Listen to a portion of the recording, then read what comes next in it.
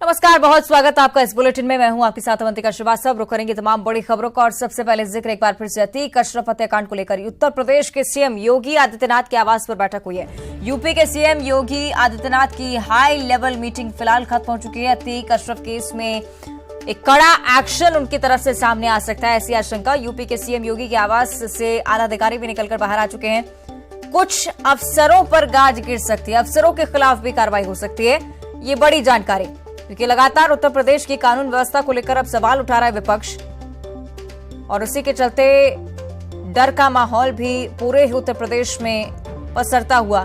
इसी बीच यूपी के सीएम योगी आदित्यनाथ ने हाई लेवल मीटिंग बुलाई थी। ये मीटिंग खत्म हो चुकी है।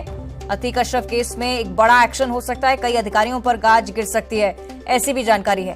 तो सीएम योगी आदित्यनाथ के आवास से बाहर आ चुके हैं अफसर, कहीं ना कहीं इस ओर भी संकेत दे रहे थे। और अतीक अशरफ हत्याकांड को लेकर लगातार आपको हम अपडेट दे रहे हैं। एक और बड़ा खुलासा, हत्या में जिगाना पिस्टल का इस्तेमाल हुआ है। Turkey made Zigana pistol, Turkey made pistol जिसका पहले भी सिद्धू मूसेवाला हत्याकांड के दौरान इस्तेमाल हुआ था। वैध तरीके से भारत लाई जाती है पिस्टल, ड्रोन के जरिए पाकिस्तान से भारत आती है पिस्टल। सिद्धू मूसेवाला हत्याकांड जिसका हम लगातार जिक्र कर रहे हैं, इसी पिस्टल से सिद्धू मूसेवाला को भी मारा गया था। करीब 4 लाख रुपए जिसकी कीमत है। पिस्टल से 15 राउंड फायरिंग की जा सकती है और भारत में ये पिस्टल नहीं बिकती है, प्रतिबंधित है। अतीक अशरफ हत्याकांड में लगातार देखिए अपडेट सामने आ रही है। और अब पोस्टमार्टम को लेकर भी जानकारी है। स्वरूप रानी अस्पताल में पोस्टमार्टम की प्रक्रिया लगातार चल रही है। 5 डॉक्टर्स की टीम पोस्टमार्टम कर रही है। अतीक अशरफ को दफनाने की तैयारी भी दूसरी तरफ जारी। कसारी मसारी कब्रिस्तान, जहां पर कब्रें तैयार की जा चुकी हैं। असद की कब्र के पास ही दफन किया जाएगा अशरफ को। कब्रिस्तान के पास सुरक्षा के भी सख्त इंतजाम हैं। दोनों को आज ही दफनाया जाना है।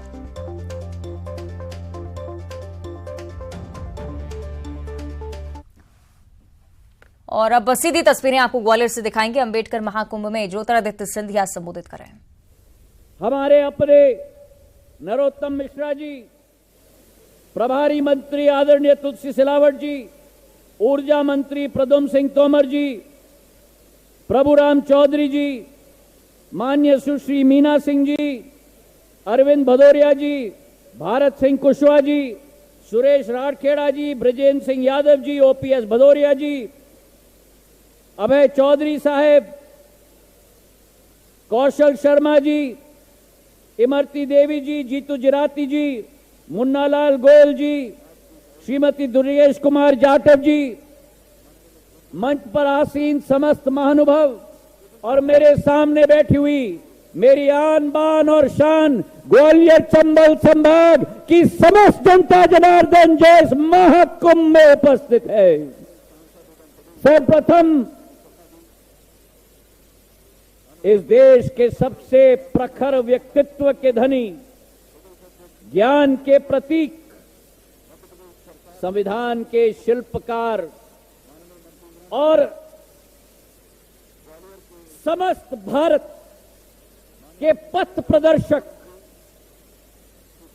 परम आदरणीय बाबा साहब अंबेडकर जी के चरणों में मैं शीश झुकाकर नमन करता हूं। मेरे भाई और बहनों, आज महाकुंभ का आयोजन है ग्वालियर चंबल संभाग के माटी पर, और ये ग्वालियर चंबल संभाग की माटी सदैव क्रांति की माटी रही है, सदैव बलिदान की माटी रही है, सदैव न्याय की माटी रही है। और आज मुझे अपना शीर्ष बाबा साहब के समक्ष झुकाते हुए आज मुझे गर्व है, केवल ग्वालियर चंबल संभाग के नागरिक के आधार पर नहीं, भारत के नागरिक के आधार पर नहीं, पर मुझे गर्व है एक मराठा होने के नाते बाबा साहब अंबेडकर के समक्ष शीश झुकाते हुए मुझे गर्व है। और इसके पीछे कारण है मेरे भाई और बहनों, जिस महार समाज में बाबा साहब अंबेडकर का जन्म हुआ। इतिहास के पन्नों को आप पलटोगे तो छत्रपति शिवाजी महाराज का जो हिंदवी स्वराज का सपना था, उनके सेना में अगर सबसे प्रथम पंक्ति के सबसे वीर सेनापति थे तो वो वीर सेनापति महार समाज के होते थे। उनके गढ़ किले के रक्षक महार समाज के सेनापति होते थे। मेरे पूर्वज महाजी महाराज ने जब उस हिंदवी स्वराज का सपना छत्रपति शिवाजी महाराज का पूर्ण किया और दिल्ली के लाल किले पर भगवा झंडा फहराया, उनके सेना में भी सबसे प्रमुख सेनापति उनके भाई के रूप में महार समाज के सेनापति होते थे मेरे भाई और बहनों। और एक और रिश्ता बाबा साहब अंबेडकर का के साथ सिंधिया परिवार का बन चुका है। मेरी पत्नी का परिवार उनके पूर्वज सयाजीराव गायकवाड़ महाराज ने बाबा साहब अंबेडकर के साथ मिलकर उनको विदेश भेजा था पढ़ाई के लिए।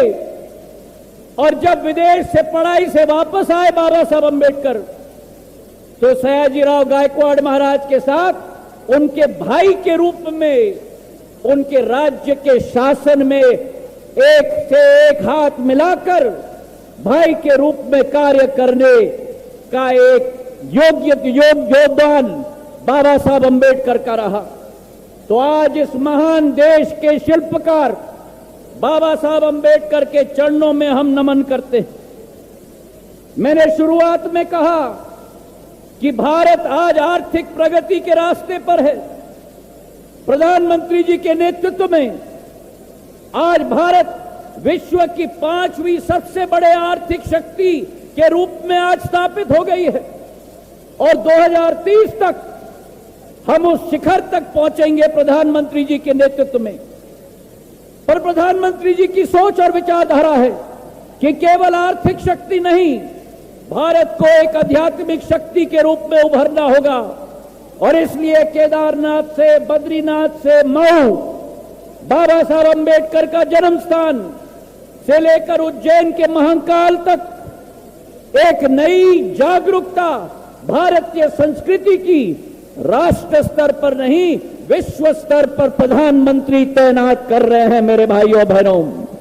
तो एक हाथ में भारत आर्थिक शक्ति के रूप में उभर रही है और दूसरे हाथ में भारत एक आध्यात्मिक शक्ति के रूप में उभर रही है। और जब इन जो दोनों का संगम होता है तो भारत का मुकाबला विश्व का कोई देश नहीं कर पाएगा।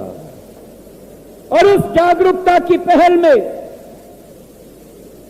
हमारे गुरु, हमारे संत महात्मा, जिसमें सर्वश्रेष्ठ संत रविदास जी हो, हमारे वाल्मीकि जी हो, हमारे ज्योतिबा फुले जी हो, संत गाडगे साहब हो, उस श्रृंखला में हमारे बाबा साहब अंबेडकर भी हमारे देश के गुरु और संत हैं मेरे भाई और बहनों। और ये मैं स्पष्ट करना चाहता हूं, मैंने कल कार्यकर्ता कार्यक्रम में भी कहा था, बाबा साहब अंबेडकर केवल अनुसूचित जाति समाज के संत महात्मा नहीं, बाबा साहब अंबेडकर पूरे भारतवर्ष के संत महात्मा हैं। और अतिशयोक्ति नहीं होगी अगर मैं कहूं कि बाबा साहब अंबेडकर पूरे विश्व के पथ प्रदर्शक आप बन चुके हैं। बाबा साहब अंबेडकर की अगर हम बात करें, मध्य प्रदेश का नागरिक होने की वजह से हम धनी हैं कि बाबा साहब अंबेडकर का जन्म मऊ में हुआ, हमारे प्रदेश में हुआ। और उनका जीवन संघर्ष से भरा हुआ था।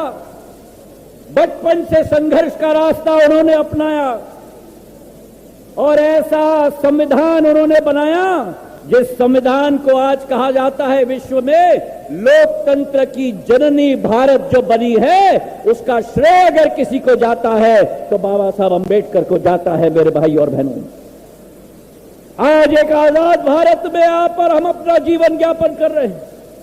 आजादी के अमृत महोत्सव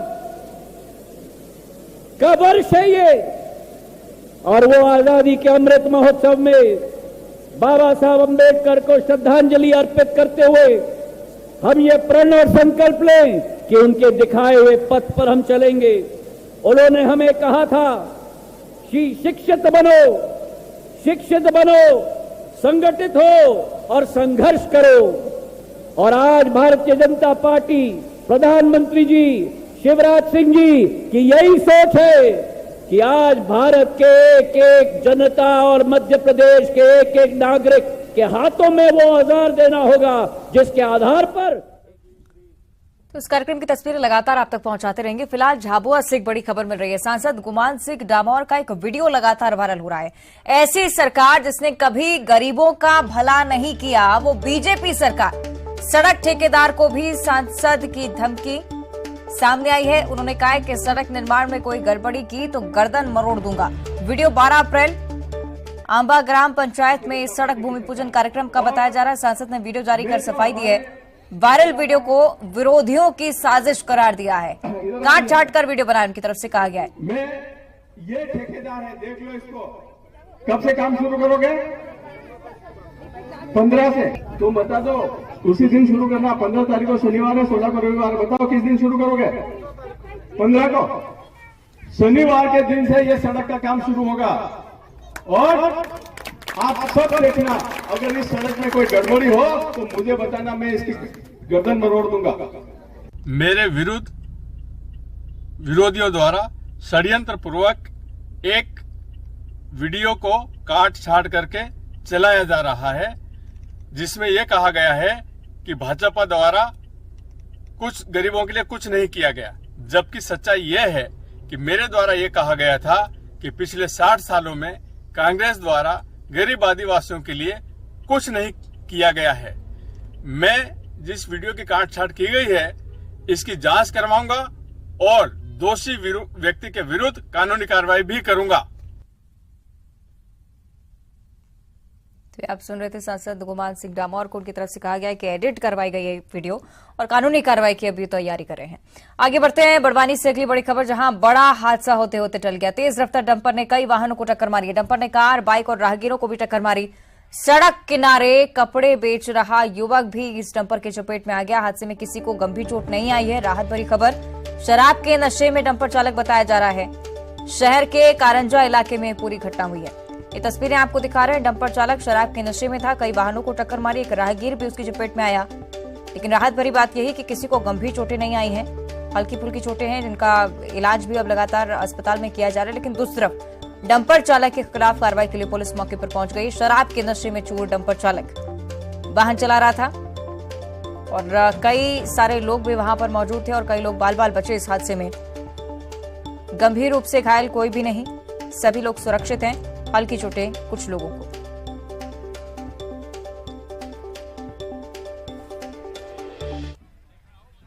और रायपुर से अगली बड़ी खबर, जहां हिरण की सींग की तस्करी करते 2 आरोपी गिरफ्तार किए गए हैं। एक आरोपी महाराष्ट्र और दूसरा रायपुर का रहने वाला बताया जा रहा है। मुखबिर की सूचना पर पुलिस ने इस कार्रवाई को अंजाम दिया है।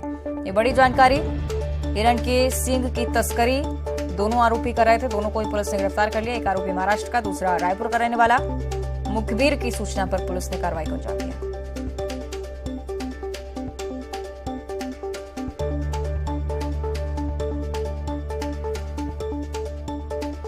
हिरण की सींग की तस्करी करते 2 आरोपियों को पुलिस ने पकड़ा है, जिनमें से एक महाराष्ट्र का रहने वाला है, बल्कि दूसरा रायपुर का।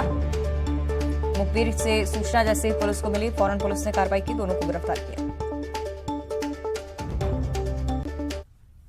और अगली खबर भोपाल से है। मनगावा से पूर्व बसपा विधायक रही शीला त्यागी, जिन्होंने कांग्रेस का दामन थाम लिया है। कमलनाथ की मौजूदगी में पीसीसी में उन्होंने कांग्रेस की सदस्यता ली है।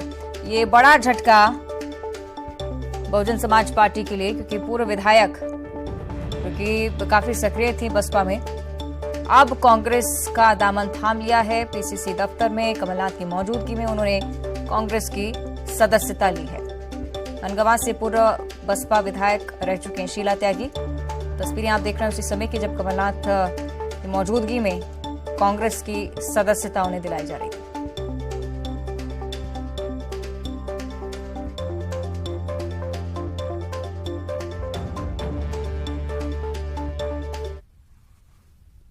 और अब खबर शिवपुरी से है, जहां बलारपुर माता मंदिर में ग्रामीणों और मंदिर के पुजारी के बीच विवाद हो गया।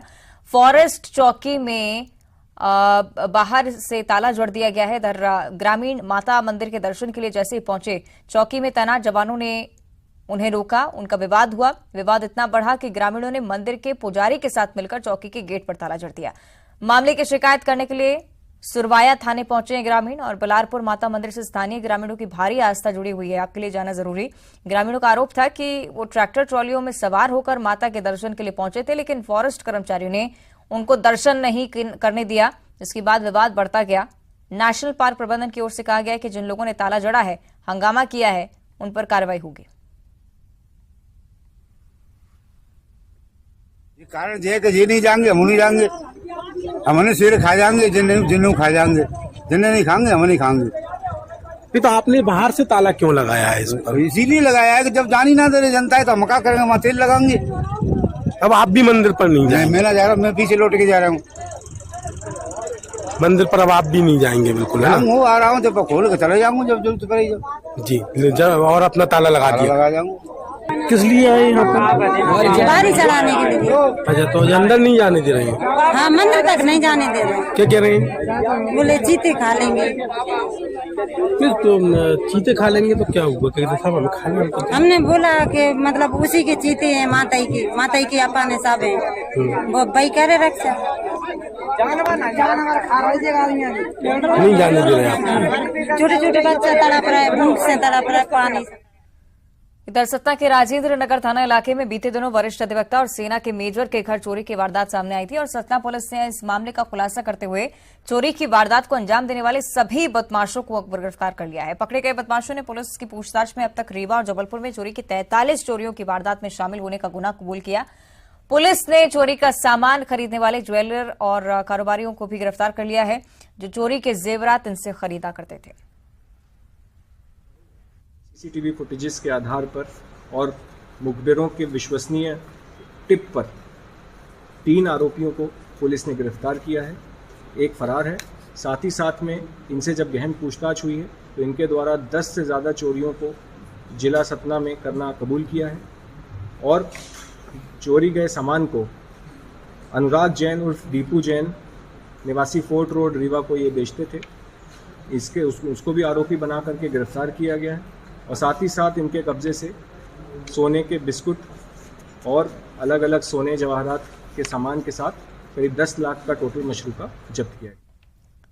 इधर सिवनी के बरघाट से कांग्रेस विधायक अर्जुन सिंह काकोडिया का एक वीडियो इन दिनों तेजी से सोशल मीडिया पर वायरल हो रहा है। वायरल वीडियो में कांग्रेस विधायक काकोडिया बच्चों के साथ खप्पर खेलते नजर आते हैं। पहले तो वो बच्चों से ये पूछते हैं कि खप्पर कैसे खेलते हैं और फिर जब बच्चे उनको ये बताते हैं कि खप्पर कैसे खेला जाता है, तब विधायक महोदय एक सधे हुए खप्पर खिलाड़ी की तरह वहां पर अपना परफॉर्मेंस देते नजर आते हैं। इस पर बच्चे खुशी से उछल पड़ते हैं। इसकी तस्वीरें अब लगातार वायरल हो रही हैं। देखिए तस्वीरें।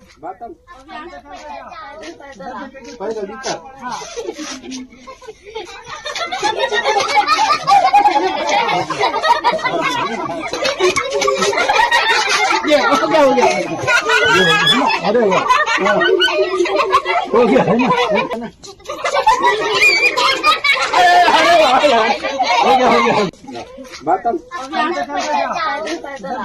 गया। और दर सतना के सर्किट हाउस चौराहे पर दुकान में अचानक से भीषण आग लग गई। स्थानीय लोगों ने दुकान में लगी आग पर काबू पाने की कोशिश की, लेकिन जब विफल रहे तो इसकी सूचना सीधे दमकल की टीम को दी, लेकिन दमकल की टीम मौके पर नहीं पहुंची। लोगों की शिकायत थी कि घटना के चंद मिनटों की दूरी पर ही नगर निगम का दफ्तर भी है। बावजूद इसके दमकल की टीम देर से मौके पर पहुंची। जब तक आग बुझाई जाती तब तक दुकान जलकर राख हो चुकी।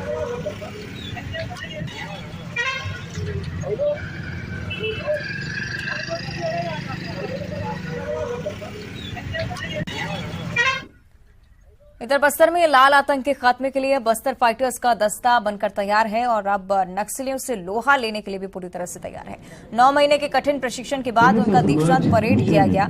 इस दौरान साहस और समर्पण का बस्तर आईजी ने प्रण भी लिया, शपथ भी उन्हें दिलाई। साथ ही साथ नारायणपुर बीजापुर जिले के कुल 691 नव आरक्षक बस्तर फाइटर्स जंगल में उतरने के लिए मुस्तैद हैं। बस्तर में नक्सल समस्या से निपटने के लिए जवानों को विशेष ट्रेनिंग दी गई। कर्तव्यों का निर्वहन बस्तर क्षेत्र के शांति, सुरक्षा एवं विकास के लिए स्थानीय युवा युवतियों का भी महत्वपूर्ण भूमिका हो, इसी उद्देश्य से शासन द्वारा बस्तर फाइटर बल गठन किए गए थे। प्रत्येक जिला में 300 कमांड से संपूर्ण बस्तर संभाग में 2100 का नवारक्षक का भर्ती की गई थे। उसके पश्चात प्रदेश के 9 अलग अलग ट्रेनिंग सेंटर में उनका विगत 8 महीने से ट्रेनिंग दी गई। तत्पश्चात आज जबलपुर लालबाग परेड ग्राउंड में 3 ट्रेनिंग सेंटर जैसा पीटीएस लालबाग, पीटीएस बोधघाट एवं पांचवानी कंगोली का एक संयुक्त पासिंग आउट परेड संपादित की गई। और इसी के साथ इस बुलेटिन में इतना ही। देखते रहिए न्यूज़ 18।